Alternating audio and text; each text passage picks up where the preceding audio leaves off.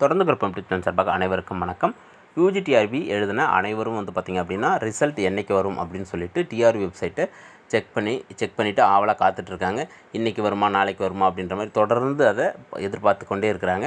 TRP toll free நம்பருக்கு phone பண்ணி கேட்டாலும் வந்து பார்த்திங்க அப்படின்னா அவங்க எங்களுக்கு ப்ராசஸில் இருக்குது, எங்களுக்கு எந்த தகவலும் தெரியாது அப்படின்றத சொல்கிறாங்க. இல்லைன்னா வந்து பார்த்திங்கன்னா எந்த தகவல் இல்லை அப்படின்றது தான் சொல்கிறாங்க.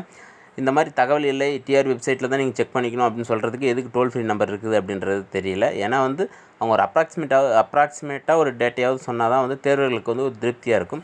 இப்போ வராது, அடுத்த மாதம் 15 வரும், 20 வரும், ஏதாவது ஒரு தேதியில் சொன்னாங்க அப்படின்னா நமக்கு வந்து தேர்வு எழுதுனவங்களுக்கு வந்து ஒரு மகிழ்ச்சியாக இருக்கும். எதிர்பார்ப்பு குறைஞ்சி அன்னைக்கு மட்டும் பார்ப்பாங்க. ஆனால் தொடர்ந்து வந்து பார்த்திங்கன்னா எந்த தகவலுமே இல்லை அப்படின்னு சொல்கிறதுக்கு எதுக்கு தான் டோல் ஃப்ரீ நம்பர் இருக்குது அப்படின்றது தெரியவே இல்லை. இந்த மாதிரி தேர்வுகள் வந்து தொடர்ந்து வந்து அதிக எதிர்பார்ப்போடு காத்துக்கிட்டு இருக்கிறதால வந்து பார்த்திங்க அப்படின்னா எந்த ஒரு ஆர்டர் வந்தாலும் அது நமக்கு வந்த மாதிரி ஃபீல் பண்ணுறாங்க. இப்போ வந்து பார்த்திங்கன்னா ரீசெண்டாக வந்து போஸ்ட் கண்டினியூஷன் ஆர்டர் அப்படின்னு சொல்லிட்டு ஒரு ஆர்டர் வந்திருக்கு. இந்த ஆர்டர் வந்து பார்த்திங்க அப்படின்னா இதை பற்றி என்ன அப்படின்றத சொல்லிடுறேன். அதாவது வந்து பார்த்திங்கன்னா அரசு பள்ளிகளில் தற்காலிக பணியிடம், அதாவது அவங்க அரசு பணியிடம் தான், அதாவது அந்த பணியிடம் வந்து தற்காலிக பணியிடம் அப்படின்னு சொல்லிட்டு அழைப்பாங்க. அந்த தற்காலிக பணியிடத்துக்கு வந்து பார்த்திங்க அப்படின்னா ஒரு குறிப்பிட்ட நாள் வரலும் வந்து ஆர்டர் கொடுத்துருப்பாங்க. அந்த ஆர்டர் டேட் முடிஞ்சுதுன்னா அதுக்கு அடுத்த ஆர்டர் வந்து போட்டால் தான் அவங்களுக்கு வந்து சம்பளம் வந்து நம்ம போட்டு தர முடியும். இதுதான் வந்து போஸ்ட் கண்டினியூஷன் ஆர்டர் அப்படின்னு சொல்கிறது.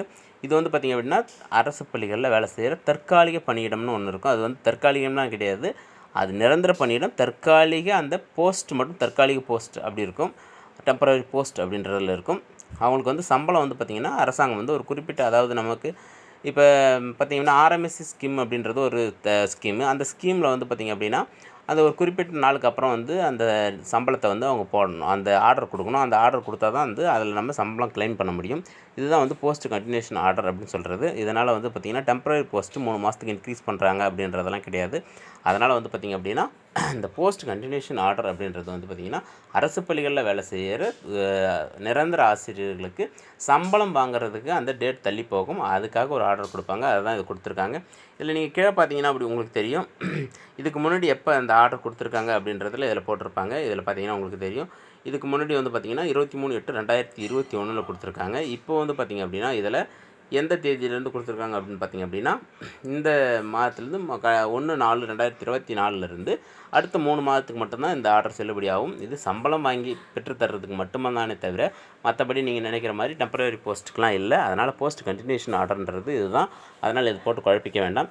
ரிசல்ட் பொறுத்தவரையிலும் வந்து பார்த்திங்க அப்படின்னா அரசாங்கம் தான், டிஆர்பி தான் முடிவு பண்ணணும் என்றைக்கு விடணும் அப்படின்னு சொல்லிட்டு. நம்ம எல்லோரும் வந்து பார்த்திங்கன்னா இந்த மாதத்தில் வந்துட்டுன்னு எதிர்பார்த்தோம். ஏப்ரலும் 15 நாள் ஆக போகுது, இன்னே வரலும் வரல. அடுத்து ஒரு வேளை எலெக்ஷனுக்கு அப்புறம் வருமானன்றதும் தெரியல. பொறுத்திருந்து பார்ப்போம். நன்றி.